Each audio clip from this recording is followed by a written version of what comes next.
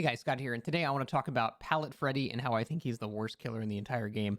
I know it doesn't really count as like saying Freddy is the worst killer because he's not, but this particular set of add-ons that you can put on Freddy makes it so he has those fake pallets, and that's his only power. And I do believe it's actually the worst thing in the entire game. I think Myers is stronger. I think Pig is stronger because to me it almost isn't even a power.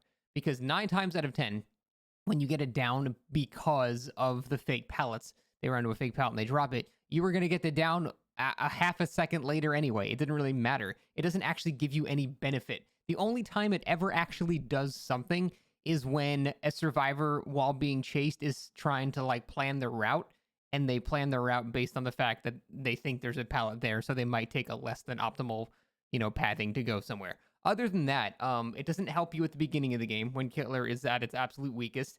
And frankly, any survivor with any sort of basic memory skills is going to remember which ones are fake and say, okay, what if you make it so they can't really tell because now you put pallets on both sides. So there's a real pallet on one and you put a fake pallet on the other. Well, if there's a double pallet, then they know one of them is fake. So the correct counterplay for the survivor is to just pre-drop both of them.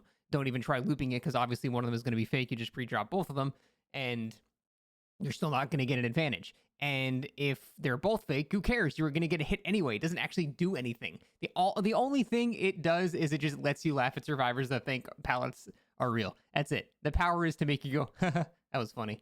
Which, to be fair, is a pretty powerful thing in its own right. But it genuinely doesn't do like anything other than make survivors perhaps take less than optimal pathing. But that's it.